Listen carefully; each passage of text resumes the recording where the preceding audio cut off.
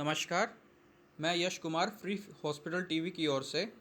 आज हम मौजूद हैं हिसार के जाने माने डॉक्टर शुभम मेहता, जो कि साइकेट्रिस्ट हैं। आइए आज हम जानते हैं इनसे सेक्स रोगों के बारे में। नमस्कार, मैं हूं डॉक्टर शुभम मेहता। मैं एक साइकेट्रिस्ट हूं और मेरा अपना क्लिनिक है आत्मन क्लिनिक के नाम से मॉडल टाउन में। आज हम बात करने वाले हैं कुछ साइकोसेक्सुअल इश्यूज़ के बारे में, जो कि जिस तरह के मरीज़ कॉमनली हम अपनी ओपीडी में देख रहे हैं। जैसा कि हम जानते हैं, आजकल इंटरनेट, यूट्यूब, गूगल का ज़माना है और लोगों के पास हर इंफॉर्मेशन फिंगर टिप्स पे उपलब्ध है। किसी भी बीमारी के बारे में लोग जानना चाहें तो गूगल या यूट्यूब पे तुरंत पढ़ लेते हैं। तो ये अपने आप में एक प्रॉब्लम बनती जा रही है। लोगों को कुछ भी सिम्टम महसूस हुआ, फील हुआ, कुछ भी परेशानी हुई तो वो फट से गूगल पे या यूट्यूब पे उसके बारे में सर्च करते हैं, उसकी वीडियो देखते हैं और अपने दिमाग में उस बीमारी के बारे में तरह तरह के विचार पालने लगते हैं। तो उससे होता ये है कि लोग मानसिक स्ट्रेस में पड़ जाते हैं, उस बीमारी के बारे में गलत चीज़ें दिमाग में बैठाने लग जाते हैं, जिससे घबराहट, बेचैनी, टेंशन की समस्या उत्पन्न हो जाती है। तो सिम्टम अपने आप में इतना बड़ा ना होते हुए उससे जुड़ी हुई चिंता अपने आप में एक बड़ी समस्या बन जाती है। इसी तरीके की जो एक मेजर प्रॉब्लम हम देख रहे हैं आजकल, वो है साइकोसेक्सुअल इश्यूज़। लोगों को ख़ास तौर में पुरुषों में कुछ सेक्सुअल इश्यूज़ बहुत ज़्यादा और कॉमनली देखने को मिल रहे हैं, जैसे कि erectile dysfunction, premature ejaculation, nocturnal emission, या जिन्हें हम नॉर्मल लैंग्वेज में नाइट फॉल की समस्या बोलते हैं। बहुत सारे लोगों में पॉर्न की तरफ एडिक्शन, मास्टरबेशन की तरफ एडिक्शन काफ़ी बढ़ रहा है। सेक्सुअल डिज़ायर का कम होना या बढ़ना।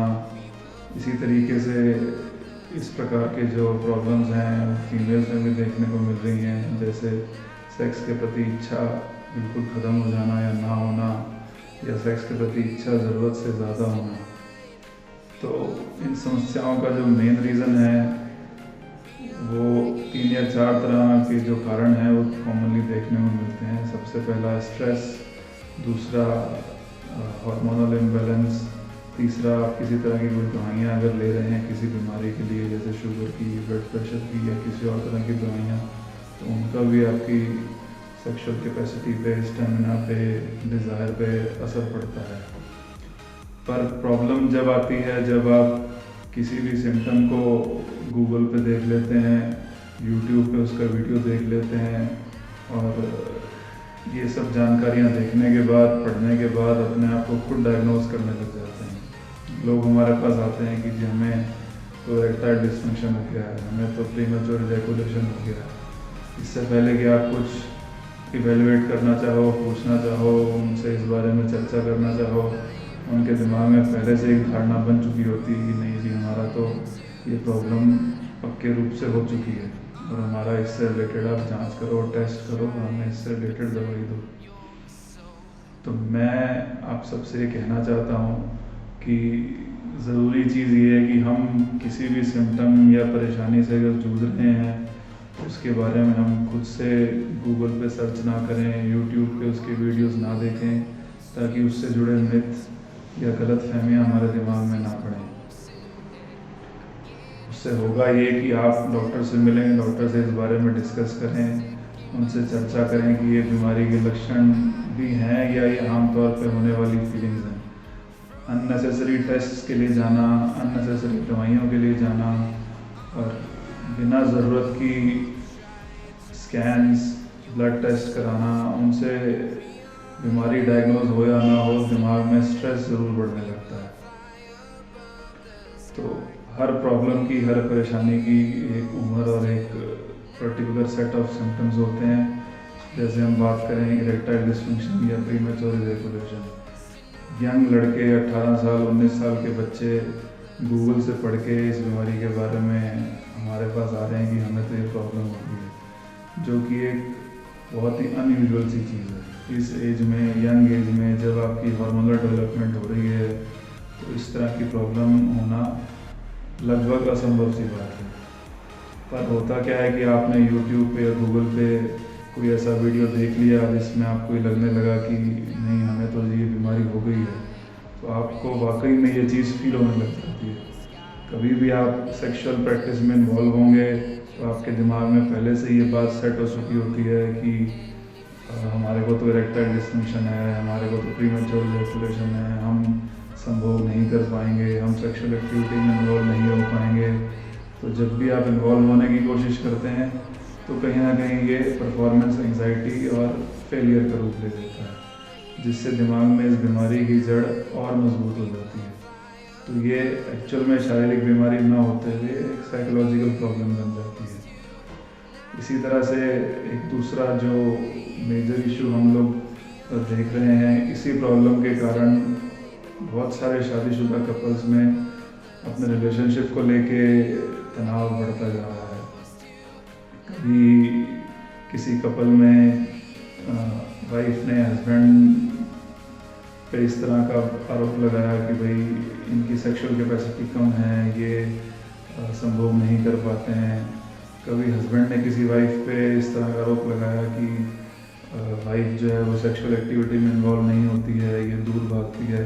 तो इसके कारण दोनों में आपस में तनाव बढ़ता जाता है, मानसिक टेंशन दोनों में बढ़ती जाती है, दोनों के रिलेशनशिप में स्ट्रेन पड़ना शुरू हो जाता है और कहीं ना कहीं ये आपसी झगड़े और बहुत सारे केसेस में डाइवोर्स का कारण तक बन जाता है। इस तरह के लोग भी हमारे पास आ रहे हैं कि जो ये कंप्लेंट करते हैं कि हमारी वाइफ ने हमारे ऊपर ऐसा आरोप लगाया कि आप इम्पोर्टेंट हो, आप सेक्सुअल एक्टिविटी करने में आप नाकामयाब रहते हो, तो आप हमें डॉक्टर से जाके सर्टिफिकेट बनवा के ला के दो कि आप सेक्सुअल एक्टिविटी में केपेबल हो और आपका इरेक्शन नॉर्मल है, या आप फ्यूचर में सेक्स में इन्वॉल्व एक्टिवली हो पाओगे कि नहीं हो पाओगे। तो मैं ये कहना चाहता हूँ कि इस लेवल तक पहुँचने से पहले अगर दोनों हस्बैंड वाइफ आके म्यूचुअली डॉक्टर से इस बारे में खुल के डिस्कस करें तो जो ये relationship issues in psychosexual problems के कारण डेवलप होते हैं ये नहीं होंगे और बहुत सारे केसेस में रिलेशनशिप को बचाया जा सकता है और अच्छे से आगे ले जाया जा सकता है। तीसरी प्रॉब्लम जो हम देखते हैं कि लोग इन साइकोसेक्सुअल इश्यूज़ के बारे में डिस्कस करने से भी घबराते हैं, लोग बताने में शर्माते हैं, लोगों को ये पता नहीं होता कि किसके पास जाके इसके बारे में बात करें। तो लोग तरह तरह के डॉक्टर्स की फाइल लेके हमारे पास आते हैं, बहुत सारी जांचें ऑलरेडी करवाई हुई होती हैं। तो मेरा इस केस में भी ये निवेदन है कि साइकोसेक्सुअल इश्यूज़ के लिए आपका जो बेस्ट डॉक्टर या जो बेस्ट बंदा आपकी हेल्प कर सकता है वो एक साइकेट्रिस्ट या मनोरोग विशेषज्ञ है, क्योंकि आमतौर पे यंग एज में 18, 19 साल, 20 साल, 25 साल, 30 साल तक की एज में अगर इस तरह की कुछ प्रॉब्लम हो रही है तो बहुत सारे केसेस में ये साइकोलॉजिकल रीजंस के कारण ही होती है।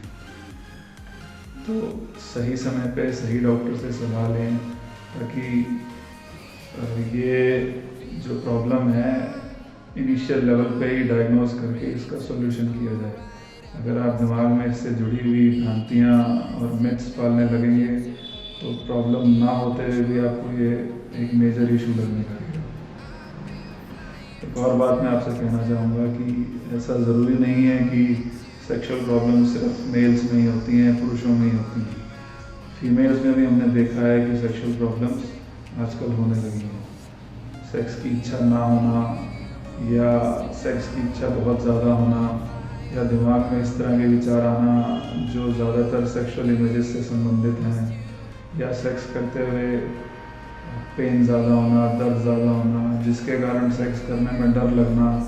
तो इस तरह की चीज़ें भी कुछ फीमेल क्लाइंट्स में देखने को मिल रही हैं। तो इसके लिए भी एक जो सही डॉक्टर, सही पर्सन है वो जो आपकी हेल्प कर सकता है वो एक मनोचिकित्सक है या साइकेट्रिस्ट है, क्योंकि आमतौर पे blood reports, ultrasound, CT scan, MRI जिस भी तरह की जांचें इन कंप्लेंट्स के लिए कराई जाती हैं या कराई गई हैं, बहुत सारी बार हमने ये देखा है कि वो लगभग नॉर्मल पाई जाती हैं।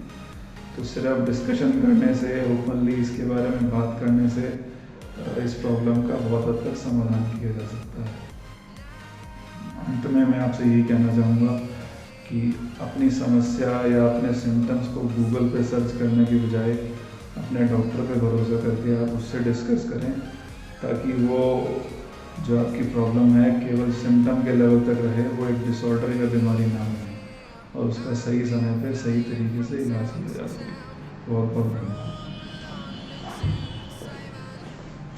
जैसे कि आपने सुना डॉक्टर शुभम मेहता जी को, जिन्होंने सेक्स रोगों पर हमें बहुत ही महत्वपूर्ण जानकारियाँ दी।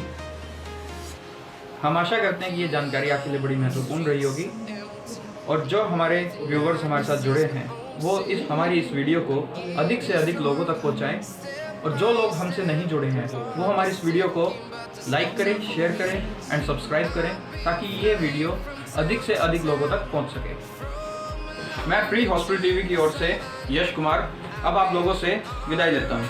धन्यवाद।